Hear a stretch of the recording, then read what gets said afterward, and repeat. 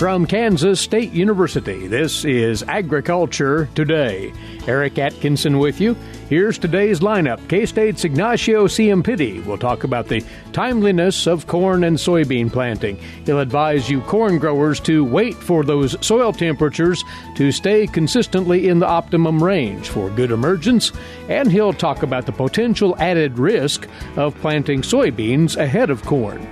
Then from the IGP Institute here at K-State, Guy Allen will review the latest USDA World Grain Supply and Demand Report and why he thinks it generally speaks favorably about continued strength in the U.S. grain markets. And on this week's Wildlife Management segment, K-State's Charlie Lee on a new analysis of the economic costs inflicted by invasive wildlife species. All this and more here on Agriculture Today. A social distancing tip. While the CDC urges you to avoid close contact, like hugging or shaking hands, there are other non-physical ways to say hello. Wave, wink, use sign language, salute, smile, give the peace sign, throw up an air high five, do jazz hands. Remember, stay a minimum of 6 feet or 2 arms length away from others and stay home if you can. For more info, visit coronavirus.gov. Let's all do our part because we're all #alone together. Brought to you by the Ad Council. You're tuned in to Agriculture Today. Welcome to you once more.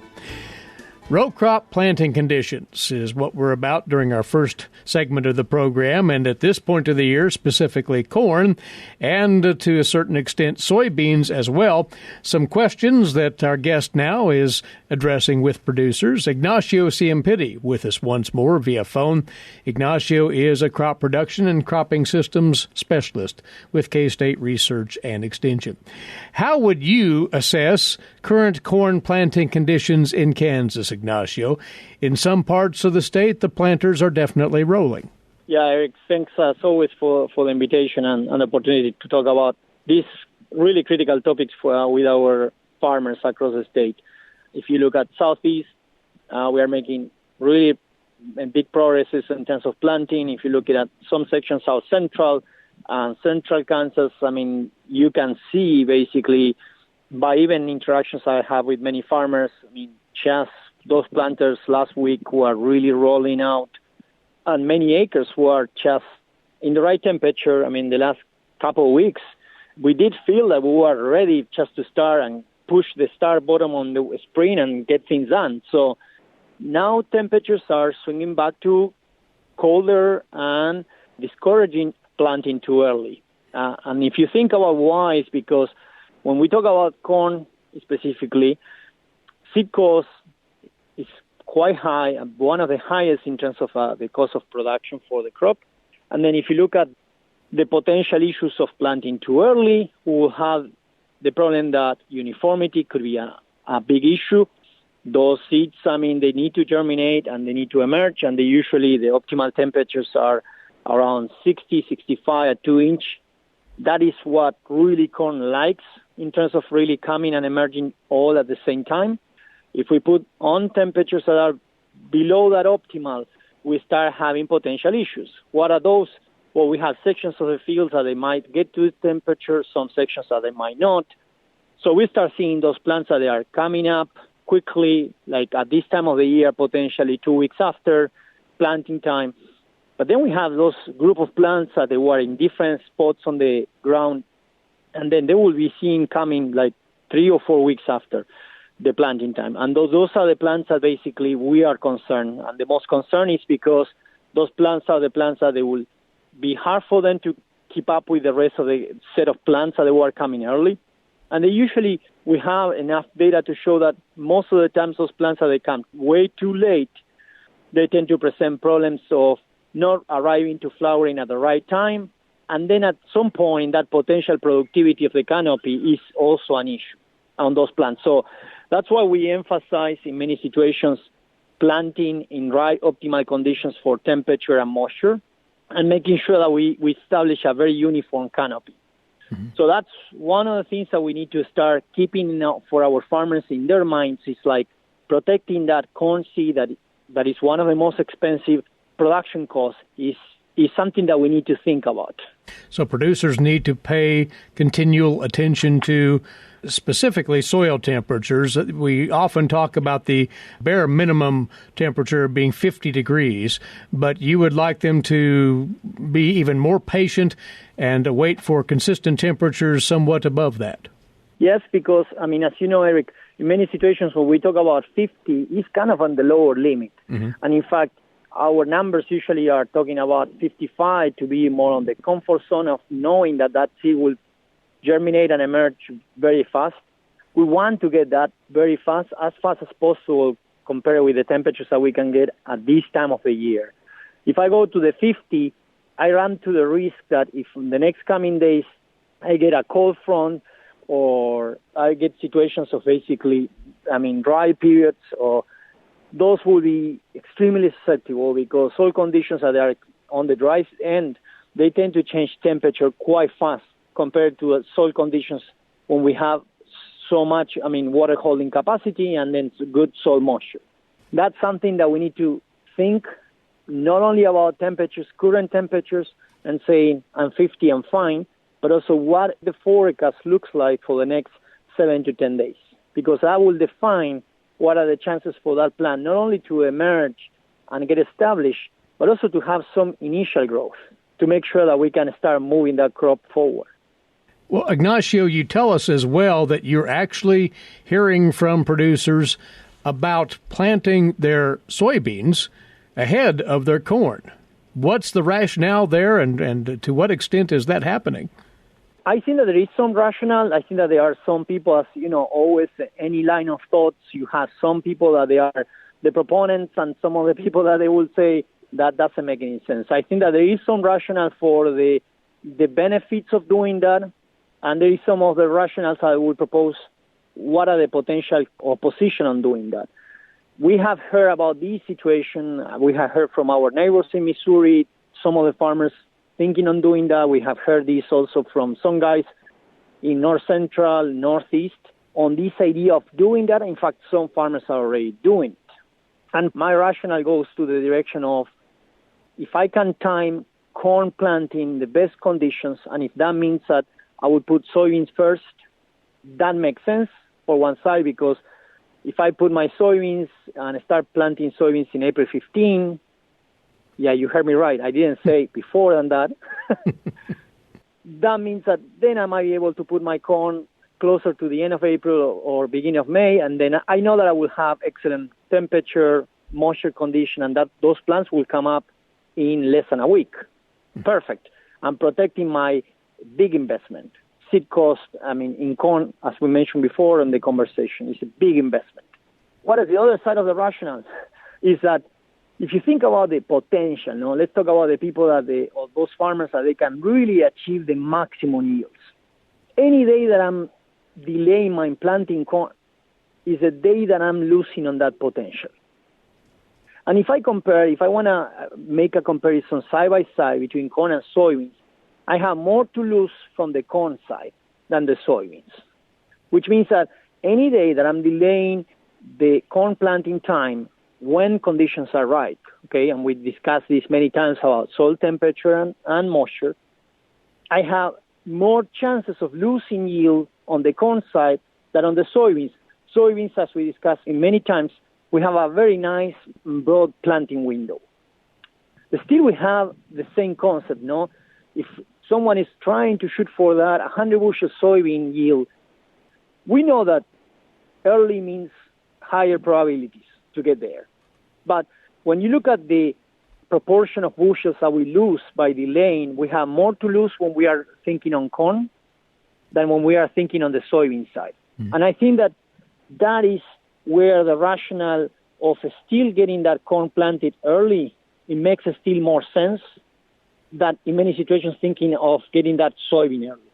And again, I clarify that we're not talking about anything on the crazy side. We are always talking about trying to make sure to protect our investment, planting in conditions of temperature and moisture that we know that they are for success. What are the situations if I plant early March, late March, or early April? If the conditions were not for success, you will leave that seed and if we discuss on the soybean side, for 20 or some days on the ground without doing anything.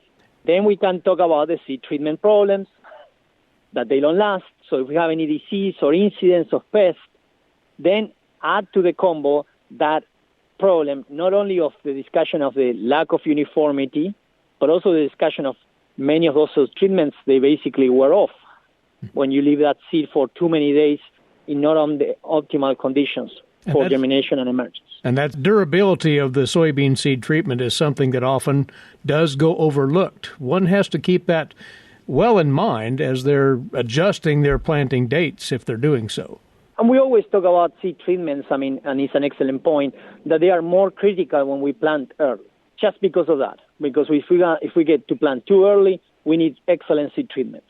If we get too late, then the effect of that seed treatment is very small, because usually we put those plants and those seeds just for a very short germination and emergence. Many times, 7 to 10 days, and they're all up.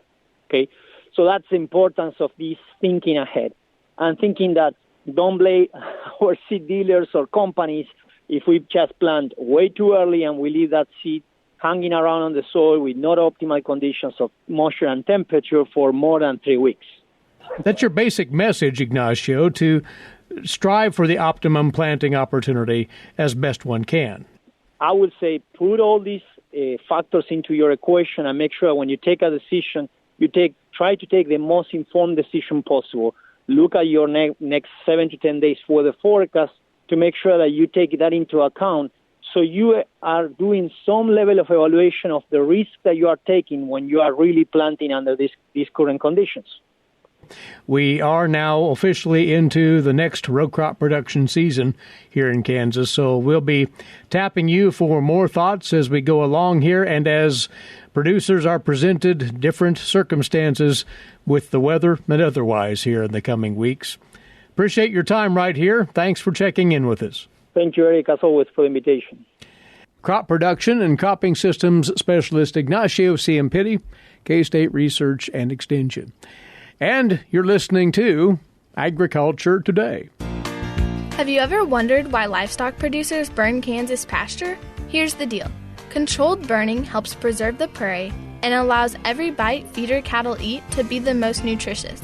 National Wildlife and Parks also feel it is a necessity to help with wildlife populations. So the next time you see a Kansas pasture burning, know it's for the good of our wildlife, our prairie, and our livestock. This message was brought to you by the K-State Animal Sciences Leadership Academy participants. You're tuned in to Agriculture Today. Well, the USDA, as it does each month, put forth last Friday its latest World Agricultural Supply and Demand estimates. And for grains, there were some numbers to consider. We'll talk about what they say to the markets and to producers now. Along with us once more is Guy Allen, the senior economist with the IGP Institute here at K-State. And Guy pours over these numbers every month and offers some observations on their significance. This seemingly was a tranquil report, Guy, but there are still some subtle indicators there that are worth talking about. Let's start with corn. What did you see that jumped to your attention? Well, I guess there were no big surprises in the USDA report last week, but there's still a number of unresolved issues outstanding. And I sort of like to start with corn. I think corn's the primary driver across the whole commodity complex at the moment for a number of reasons. Looking at the USDA report, corn made new contract highs for both old and new crop on various days. Some of that was before the report, some of it was after the report. But the numbers showed a slightly large cut in U.S. ending stocks than may be expected, and this was on the back of larger use for ethanol, feed, and residual, as well as an unresolved issue on U.S. exports. And for corn, this probably comes down to the China numbers. Right now, we have significant sales and shipments to China of over 25 million metric tons. They still, I think, have China's total corn imports understated. I think it's going to be it's going to be well over 30 million tons because they've got 5 to 6 million tons of corn also bought from the Ukraine. and big uncertainty there. So I think they're going to have to raise the U.S. corn export number at the end of the day. To what level, not quite sure.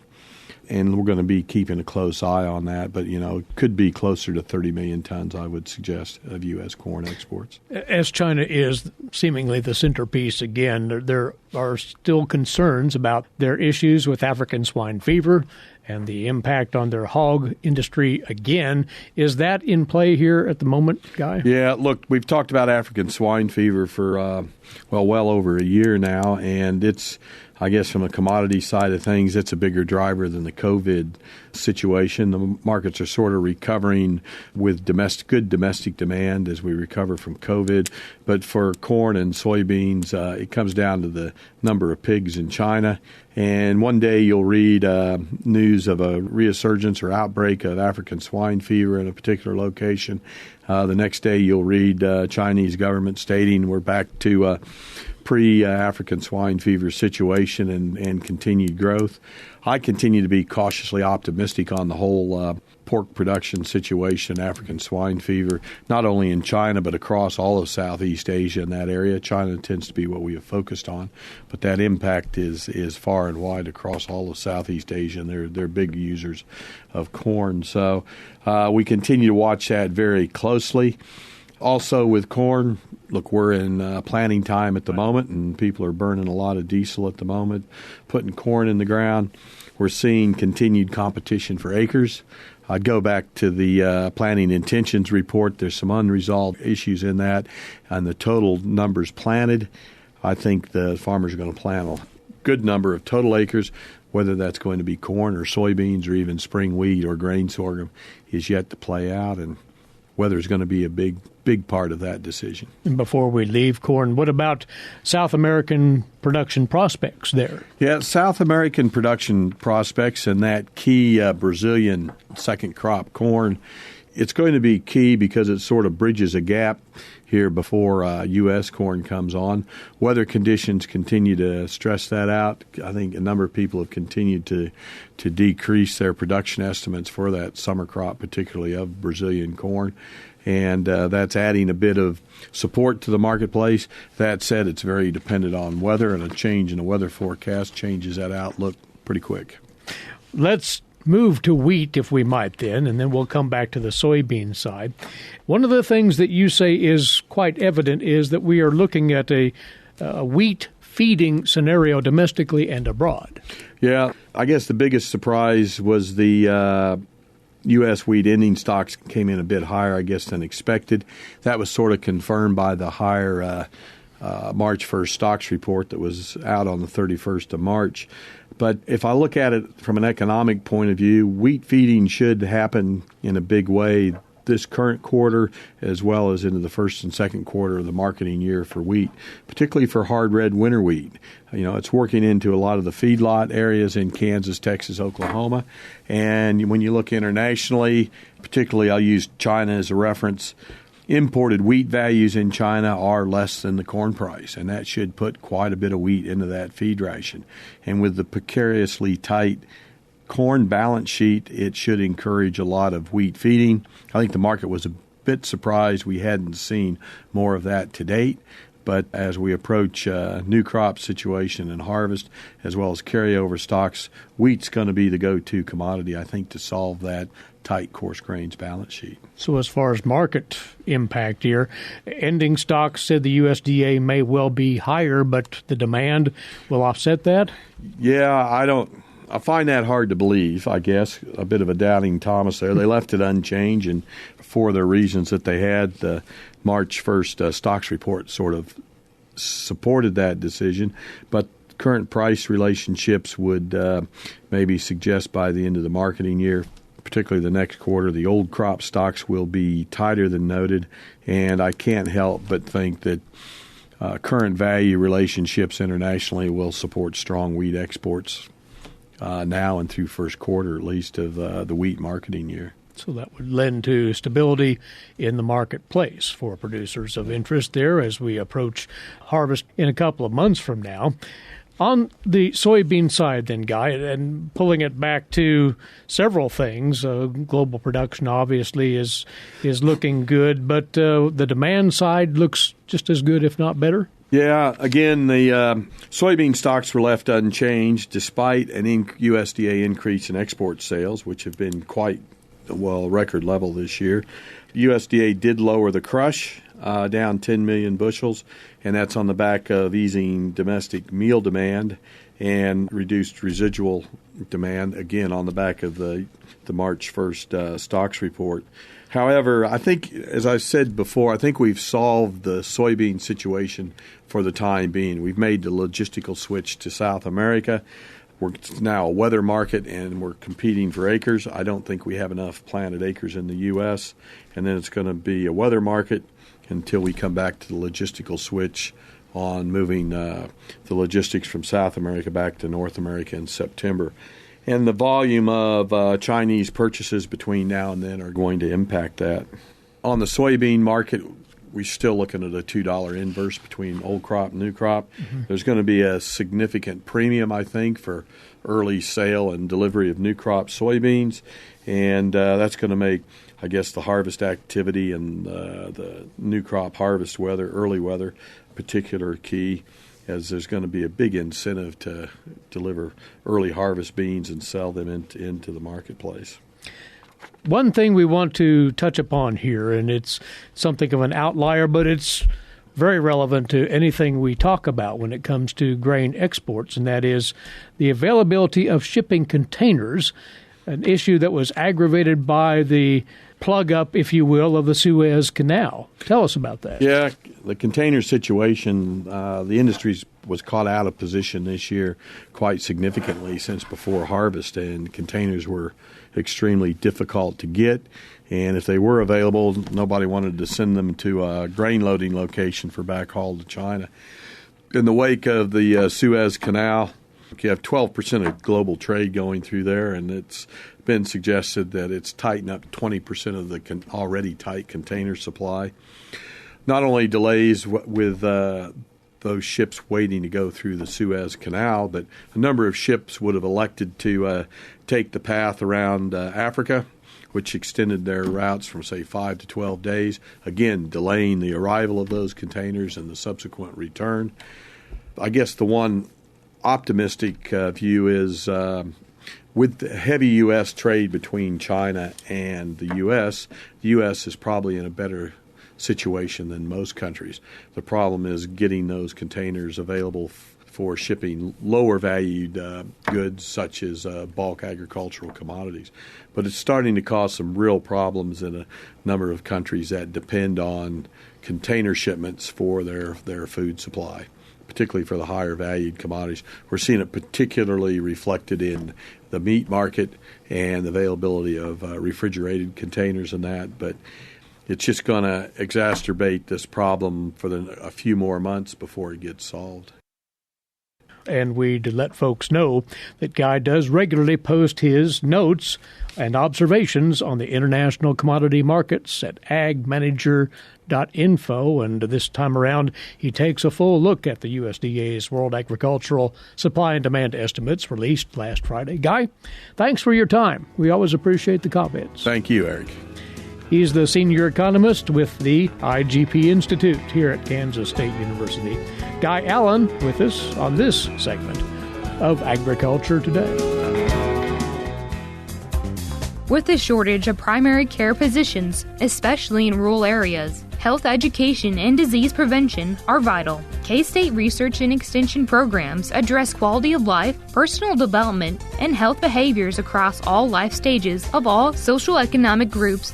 To learn more about health education, one of K-State Research and Extension's 5 grand challenges, visit www.ksre.ksu.edu. You're tuned in to the K-State Radio Network, and welcome back to Agriculture Today. Eric Atkinson here. Next up for you, today's agricultural news headlines, courtesy in part of DTN. Starting with this week's crop progress and condition report for Kansas out from the USDA yesterday. This for the week ending this past Sunday. Our topsoil moisture supplies in the state at 6% surplus, 77% adequate, and 17% short to very short, while subsoil moisture is at 5% surplus, 71% adequate, and 24% short to very short.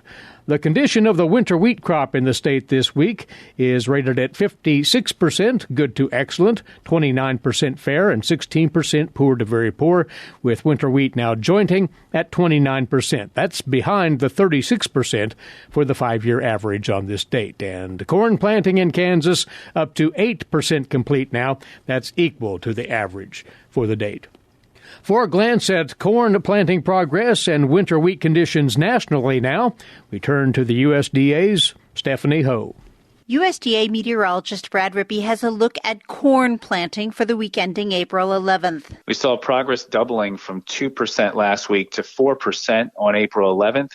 That puts this year's pace slightly ahead of the 5-year average of 3%, also ahead of last year's 3%. He says 4 states have reached double digits in corn planting progress. It's led by Texas, 57%, also North Carolina, 16% planted, Tennessee, 11%, and Kentucky at 10%. States in the Midwest are led in corn planting by Missouri, 8% planted, 1 point behind the 5-year average. Illinois coming in at 5% planted versus the 5-year average of 1%. States with no corn planted yet in the upper Midwest include Minnesota, Nebraska, South Dakota, and Wisconsin. Rippey has a look at the winter wheat crop. We see 5% of the U.S. winter wheat headed on that date. The April 11th average is 7%. Last year, 6% headed. We see Texas leading the way. The only other state in double-digit heading progress is Arkansas, which is well behind the 5-year average. We do see a little bit of heading as far north as the lower Midwest, with 3% of the winter wheat headed on April 11th in Illinois and Missouri. Meanwhile, he says condition ratings for winter wheat have not changed much since last week. For the second week in a row, we see 53% of the crop rated in good to excellent condition. We did see a 1-point increase in the very poor to poor rating, up to 17% from last week's 16%. This crop starting off the year in a little bit worse shape than the winter wheat crop of 2020. This is Stephanie Ho for the U.S. Department of Agriculture in Washington, D.C. And work continues at Purdue University toward development of a rapid test to spot cattle coming into the feed yard with bovine respiratory disease, or BRD. It's estimated that BRD accounts for about half of all feedlot deaths in North America yearly. Current tests don't provide results for 4 or more days. A team of Purdue researchers led by Mohit Verma in the Agricultural and Biological Engineering Department there are developing a test that reduces BRD diagnosis time to just 30 minutes. This work has received multiple grants, including a $1 million grant from the USDA and multiple awards from the Foundation for Food and Agricultural Research, totaling $1.4 million this year. Currently, BRD is treated with antibiotics known to be effective against the most common bacteria known to cause the disease. In some cases, however, these bacteria prove to be resistant to the antibiotic chosen, and treatment is ineffective. A faster diagnosis would both aid in choosing the best antibiotic the first time and would reduce unnecessary treatment. Next up for you, this week's edition of Milk Lines, and awaiting with that, as always, K-State dairy specialist Mike Brook. Mike? Today I'd like to visit with our Kansas dairy farmers concerning what we might do to make our dry cows more comfortable during the summer and why we should do that. You know, here at K-State, we've done quite a bit of research over the years with how we might cool cows or how we might build heat abatement systems so that cows do not suffer as much during the summertime. It has a real impact on milk production, and we've showed that in several studies. But one of the areas we continue to lag behind in terms of providing heat abatement for our dairy herds would be in the area of the dry cows as well as pre-fresh, but primarily dry cows. On a lot of our farms, we just simply have not taken time yet to put in systems that might provide some heat abatement for our dairy animals during the summertime, particularly in that dry cow area. So what are some things that we might consider? A lot of our research has been done with feed line soaker systems as well as fans on the feed line, but sometimes this doesn't work very well when we talk about dry cow or pre-fresh facilities, because oftentimes we're on some sort of bedded pack material, and a lot of excess water around that will lead to other problems. So we've looked at the high-pressure fogging systems in a couple of studies, and they are very effective. We've also looked at installing the cooling cells, cellulose pads on the sides of the barns as well to provide some cool air onto our animals during hot afternoons. And those things do work. In fact, we can really control body temperature if we do that and keep those animals at a more comfortable temperature. And like I said, several studies have shown that. But what about milk production? When we install these systems, we have to pay for them. So how are we going to get a return on our investment? So one of the things you might want to think about is if you do not cool dry cows and pre-fresh cows, likely you're going to lose about 3,500 pounds of milk on that lactation for those animals that calve during those hotter summer months or just after the heat ended in September. They're still impacted by what happened in July and August. So if you think about that 3,500 pounds of milk, that's actually quite a few dollars when you think about it, at 17 cents a pound for milk. So if you have 100 animals that are impacted this way, that's about $63,000 that you do not get the opportunity to enjoy in your checking book. So as you think about that, you might want to consider how you might spend that. Now, admitted that $36,000, part of that gets eaten up in feed costs, but still we'd probably have about $30,000 to spend if we took feed cost away from that. So now, how could you use that to impact these animals that are calving during the summertime or just after summer in September? I think you'll find that there are a lot of dollars there to work with so that you might do something meaningful for your animals.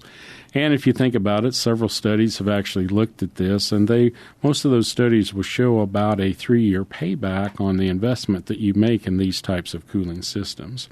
So one of the things I think you should be thinking about for the summertime is how you might cool dry cows as well as those animals in the pre-fresh pen, and I think that will increase your revenue over the next several years if you would do that. This is Mike Brook with K-State Research and Extension. Thanks, Mike, and we'll be back with more. This is Agriculture Today.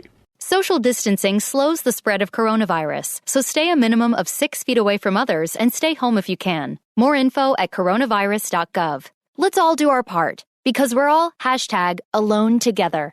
Brought to you by the Ad Council. Rounding out this Agriculture Today, it's our weekly wildlife management segment featuring former wildlife specialist, K-State Research and Extension, Charlie Lee. Charlie, you bring to our attention today a brand new study of the economic costs of invasive wildlife species, something that maybe hasn't been studied to this depth before, you say. Yes, this was a very thorough research effort of trying to quantify the economic costs of biological invasive species worldwide. When we talk about invasive species, we consider invasive alien species those species that have been successfully introduced, established, and spread beyond their native range, and that can have negative effects on biodiversity, ecosystem function and services, negative effects on human health and welfare, and negative effects on the economy. Worldwide implementation of coordinated control strategies for these species is still somewhat limited. We have countries, we have states, we even have counties that spend tremendous amount of funds trying to control some of these species without a real good worldwide control plan. So I think the purpose of this research report, or perhaps it would be more likely to be called an economic tally of cost, is that it's to raise awareness of the cost of these species and put them in real-time dollars. What types of costs did they look at here, to be clear? Well, those would be the costs for damaged goods and services, production capacity, such as reduced crop yield, damaged infrastructure, altered values of the ecosystem, services, how many economic resources are spent each year for their management, and then they had a category called mixed cost. So they looked at this for a fairly long period of time, from 1970 to 2017. This group screened over 19,000 published papers and ultimately analyzed nearly 1,900 that detailed the costs of these various invasions at particular times. Then they conducted a statistical model that estimated yearly cost, adjusting factors like inflation and different currencies and timescales. Between 1970 and 2017, those annual costs roughly doubled every 6 years, and with a total cost to the global economy of $1.28 trillion in damages and in efforts to control these species. That's a whale of a bill there as far as those costs are concerned then. Part of the objective, you say, was to identify the most costly invasive species of all that were reviewed here. Yes, there are certainly some invasive species that cause more economic damage than others. They ranked the 10 species that are the most costly invasive species, and they looked at invertebrates. They also looked at vertebrates and mammals. The most costly species was mosquitoes. The Asian tiger mosquito, a mosquito that arrived in the United States in the mid-1980s by way of hitchhiking in tires from its native in Asia. They caused significant damage to public health by transmitting a wider range of diseases like Zika and yellow fever, and that accounts for the bulk of their cost. There's also a fair amount of money that is spent on management costs there for mosquitoes. Rats, they tally that at about $67 billion in expenses for that 50-year time frame. We've had invasive species of rats in the United States for many years. They've benefited from traveling on human boats for over 3,000 years, and they outcompete many of the other small mammals but can harm birds and aquatic species. They've driven many species to extinction. Feral cats, that's a cost of estimated about $52 billion. Cats were once native to Europe and the Middle East, but now they've established themselves on all non-frozen continents. They're very good predators. They can make a quick meal from a variety of prey, from insects to birds. By some estimates, cats kill 1 billion birds each year in the United States alone. So that's certainly a cost. Termites at about $19 billion. Fire ants about $17 billion. That would round out the top 5 most expensive, costly invasive species, with mosquitoes at about $150 billion in costs over those 50 years. There's certainly numbers that are designed to get your attention, but I think most people don't realize how many dollars are spent to manage some of those costs and the damage costs themselves, which are what is most often noticed. So do you think then that this data could be useful in resource allocation for contending with these invasive species to whatever degree? Well, it's hopeful that this type of an approach, which just documents the costs of these biological invasions, that probably needs to be continued. It probably needs to be standardized, so we're looking at data from across the globe, and they really call for some sort of implementation of a consistent management effort and international policy so that we can reduce the negative impact of these invasive alien species. Well, those are just the highlights of a comprehensive look at what are being termed invasive wildlife species and the price tag those carry, if you will, economically in the costs that they inflict. And Charlie, thanks for the word on that. Former wildlife specialist, K-State Research and Extension, Charlie Lee, along with us right here each Tuesday. While we've a moment, this reminder, the 2021 Kansas Range Youth Camp is all set to go for June the 15th through the 18th. The location, Camp Menasca in Kingman County.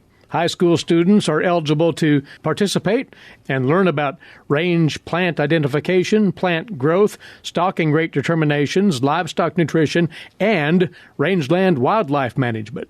As 50 years of history with this event has told us, it's an outstanding opportunity for youth. Registration deadline May the 15th. Inquire about it at your local extension office or local conservation district office. Again, Kansas Range Youth Camp 2021, June the 15th through the 18th in Kingman County. And with that, our time's away for today. Thanks for tuning in. Eric Atkinson here. This has been Agriculture Today over the K-State Radio Network.